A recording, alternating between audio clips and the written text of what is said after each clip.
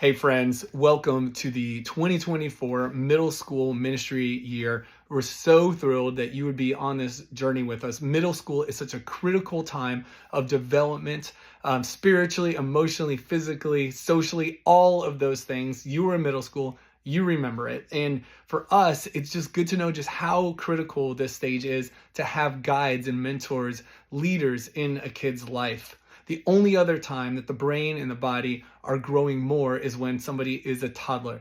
And so right now, before kids are going through puberty, there is still such an opportunity to take wet concrete, as it were, in somebody's brain and the pathways that we have where we understand friendship and goodness and truth and beauty and God and family and church and all of these things, and to form them in a really healthy way that by the time you get to older high school, it's almost like you're busting up that concrete to rewire something. So this is such a critical stage, and I just invite you to know that you're doing a great work and to stick with it, even if it feels like, hey, am I actually getting through here? You are. Your presence matters so much.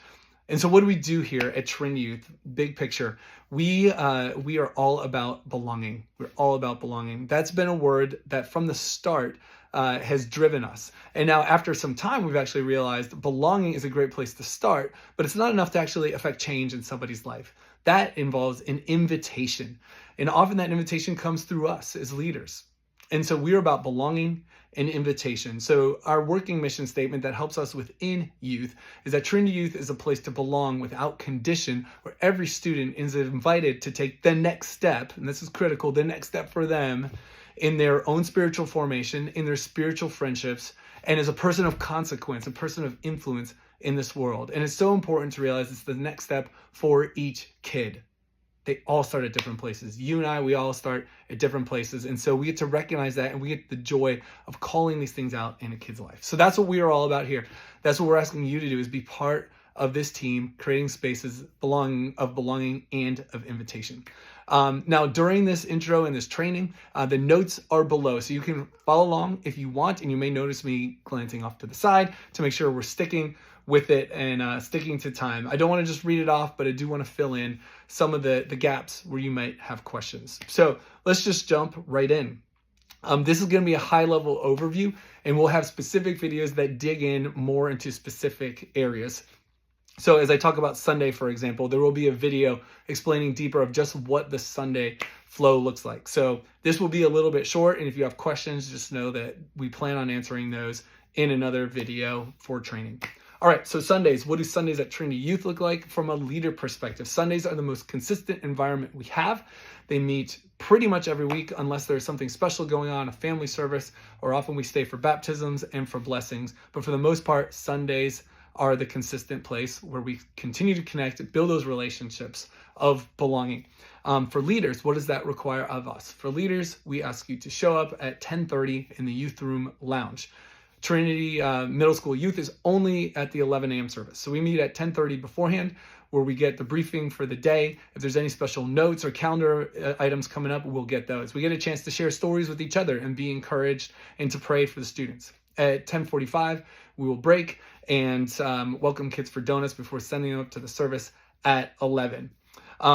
Sundays, the message, when kids come down for the message after worship in the sanctuary, that message is lectionary based, which means it is based on the worldwide Anglican teaching program. Wherever you are in the world, an Anglican church will probably be speaking on this text. So that's our typical thing. It aligns with the sanctuary, what parents are hearing. And then each week in the parent reader, we're sending out notes to parents for how they can connect the dots between what they heard and what their kids heard. Now, there are times when we will be topical or we'll do other series, but our typical rails to run on is going lectionary. We are circle group based. We believe that the best thing for these kids right now is to be in circles, not in rows. So we are in circles, and that's where you come in, that we need leaders to facilitate these circles. Our hope is that every kid has a circle to land in, a small place where they can be seen and heard, where they can feel like they belong. And so that's what we do. Our job on these Sundays and every event is to make a kid feel like they truly belong. And so in the circle groups, there's a give and take with whoever's facilitating. There's a little bit of content, then discussion in circles, content, and then circles, discussion. That all culminates with communion. And so we go back and we join the church. We really feel like there's a great value in being part of the whole church. Communion's a family meal. And so we join that together. And we explain every week for kids that they're baptized, they take communion. If not, we encourage them to cross their arms, get a blessing. And if they're just uncomfortable, we will wait with them in the back. Now, after that time, kids are free to go. They're released to find their parents. But that's Sundays. So Sundays is, again, the most consistent environment we have. Then we also have Tuesdays. So Tuesdays, we meet twice a month for Tuesdays. This fall, that will just be 6 times officially. So twice in September, twice in October, and then once in November and December, just with where the holidays land. Tuesdays, the first or the second Tuesday of every month, we call that TNL, Tuesday Night Live. That's fun. If you grew up going to Young Life, or you had a youth group that was lots of music, games, skits, all that, that's what Tuesday Night Live is. So Tuesday Night Live, a lot of energy. It's high activity, but we always end with circle groups. We believe that this life change is really going to be affected when we get in those circles with leaders where they are known over a long, consistent time.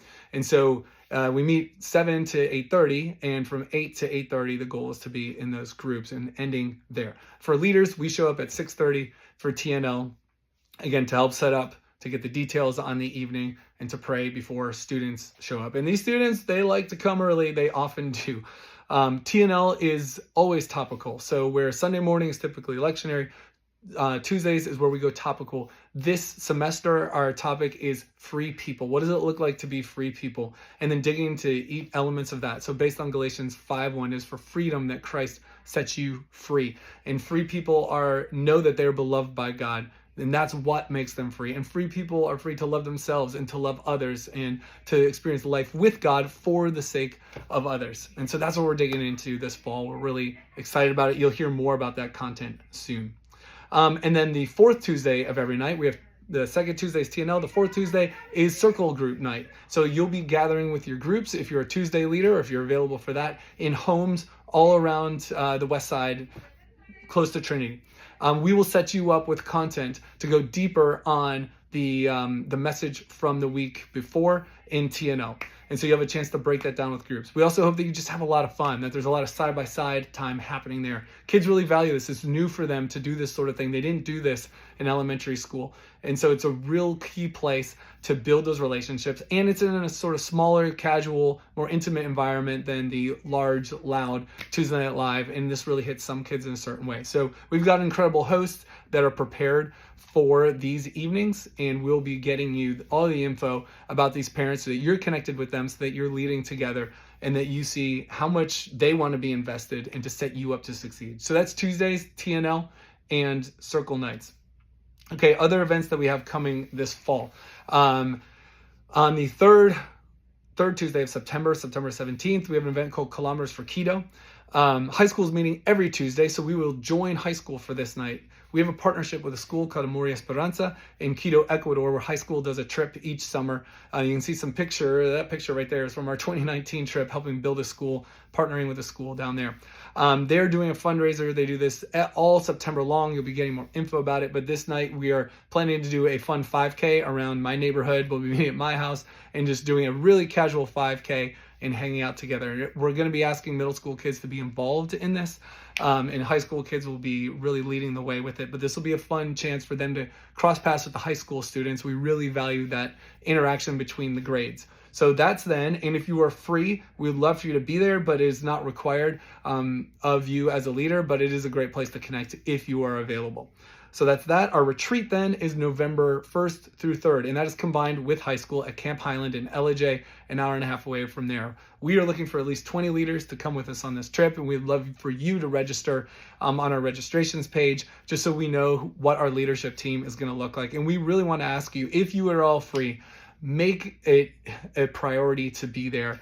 A weekend is worth a half a year's worth of ministry with kids, just getting to go that much deeper. And we're planning a really incredible time that is going to be based around getting in those circles and having those conversations. It's going to be a blast, November 1st through 3rd.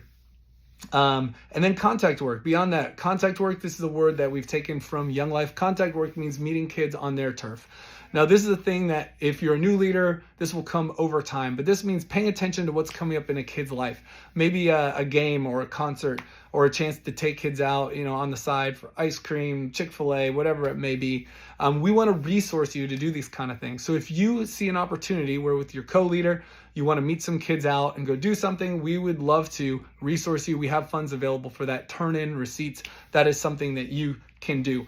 So know that that's available. But don't feel pressure to feel like you need to be out every week. If you have one opportunity this semester to meet even one kid, do for one what you wish you could do for everyone. You won't be able to meet every kid where they're at, but if you have that opportunity, take it, and we want to set you up to be able to do it. It goes a long way towards a kid feeling seen and heard by the church. It's also a great way to meet with parents, kids, connect across a broad way. So that's contact work. All right. So just goals. What are our goals for the semester? As I said, our message on Tuesday nights is free people. We're looking at Galatians 5:1.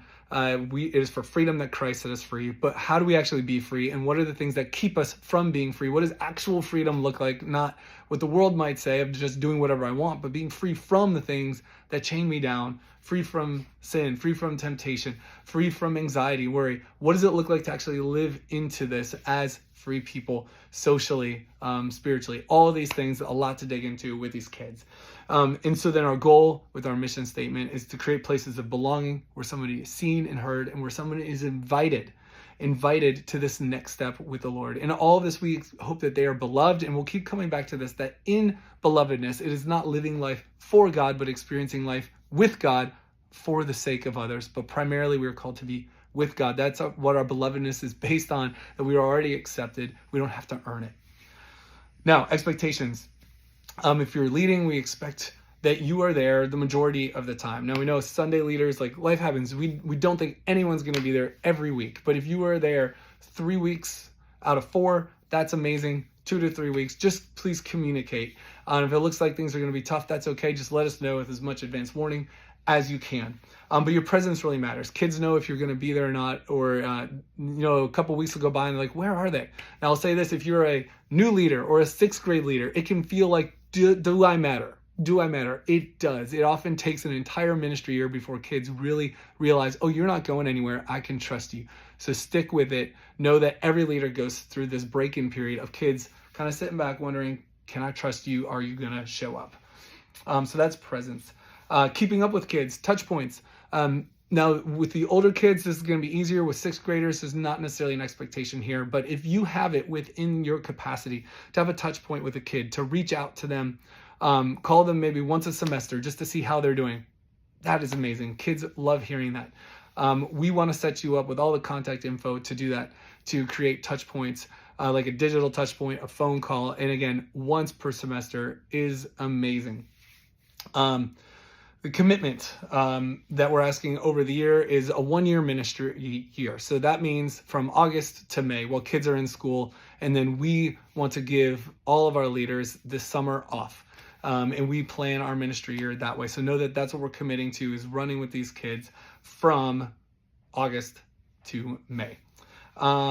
Communication and Planning Center. Planning Center is huge. If you haven't gotten the invite yet, let us know. But Planning Center is where we note our availability for the upcoming season. You'll be getting those updates from Maurice, but please put your blockout dates in there and let us know when you're going to be there. That is huge for us, knowing what team we're going to have show up on any given Tuesday or Sunday, or for the events that we do. So please keep up with Planning Center.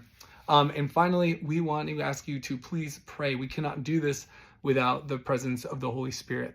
We're talking about freedom in Christ this year, and later in Galatians, right, it talks about the fruits of the Spirit. And so that's when we're truly free, is when we're walking with the Spirit. So please join me, pray through that passage, that we experience that first, that we're giving from our overflow. We don't want anyone to burn out doing this. If you feel like you're hitting that, don't do what you can't. Just let us know what's going on. We want to make sure, first and foremost, that you are cared for. We don't want anyone giving from their lack, but from their overflow. And so we'll be praying for you as well. Thank you so much. This was video 1. So appreciate you being on this team, and look for the next one below. Peace and God bless.